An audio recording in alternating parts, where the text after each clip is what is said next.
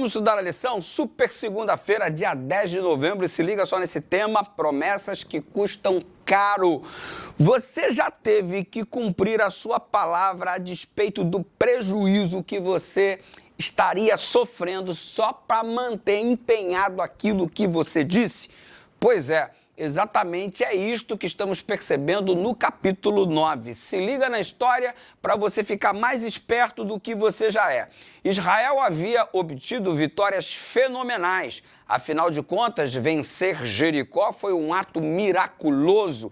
Vencer Ai da mesma forma. E o resultado é que a notícia se espalhou.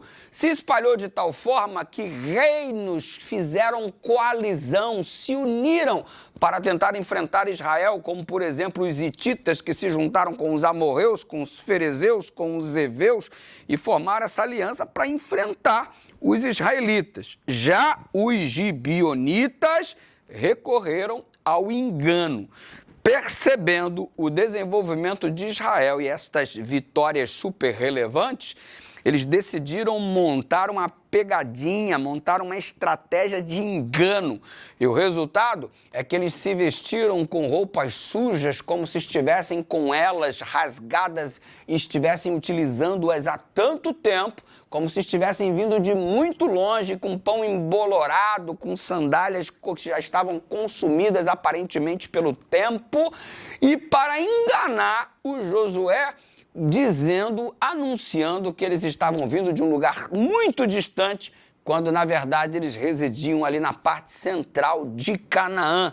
E fizeram tudo aquilo para propor aliança, propor que eles estivessem ali junto com o povo e não fossem então destruídos. Tudo uma estratégia para enganar o Josué.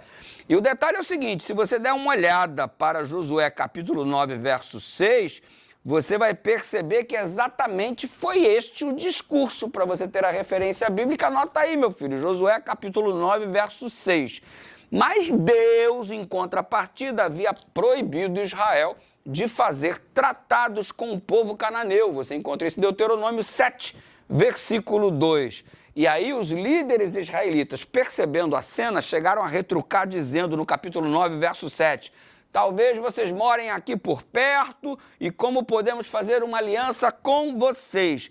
E mesmo assim, diante da insistência dos gibeonitas, Josué e os líderes do povo cederam ao pedido. E qual foi o vacilo de Josué? Não consultou ao Senhor. Senhor, e aí, o que nós vamos fazer? A mesma coisa que ele não havia feito quando atacou a cidade de Ai pela primeira vez e, consequentemente, foi derrotado. E não é, minha gente, que 3 dias depois a farsa caiu por terra, foi descoberta. Os gibeonitas vinham, na verdade, de 4 cidades ali próximas e a decisão precipitada deixou os israelitas indignados. Muita gente querendo desfazer a aliança de que iria poupá-los e queriam, de fato, ceifar a vida de todos eles.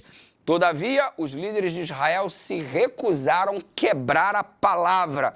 Apesar de o tratado ter sido obtido por meio do engano, decidiram honrar o compromisso. Josué determinou que os gibeonitas se tornassem servos, cortadores de lenha, carregariam água para o serviço do santuário, mas poupou a vida deles e permitiu que continuassem vivendo na terra. Esse episódio, ele nos ensina muito sobre empenhar a palavra e cumprir a nossa palavra a despeito dos prejuízos por quebra do acordo da outra parte. Você se lembra com isso que o erro de Israel nesse caso foi firmar um acordo sem consultar, sem pedir a direção de Deus. Como é que você vai fazer uma coisa e não pede a direção de Deus para aquilo que você vai fazer? E aí faz nos lembrar do Salmo 15, verso 1, que diz, Senhor, quem é que habitará no teu tabernáculo? E a resposta no verso 4 é, aquele que jura e cumpre o que prometeu, mesmo com prejuízo próprio. Então Josué é louvado por esta atitude tão nobre de cumprir aquilo que prometeu, mesmo com prejuízo próprio. Promessa que custou caro. Hashtag fica a dica para cumprirmos a nossa palavra a despeito das coisas que não funcionam da outra parte. E aí, qual é a sua atitude? quando enfrenta uma situação semelhante. Que Deus te dê sabedoria e que você seja semelhante às características do capítulo 15 do Salmos, versículo 4, onde diz que aquele que jura e cumpre o que prometeu, mesmo com prejuízo próprio, é este que habitará no tabernáculo do Senhor. Não é mole não, mas vamos em frente. Ora comigo. Pai querido, sofremos tantos prejuízos por parte de pessoas que nos enganam, prometem e não cumprem. Ajuda-nos, ó Deus, para que possamos honrar a nossa palavra a despeito até mesmo de prejuízos. Dá-nos sabedoria para lidar com tudo isso em nome de Jesus.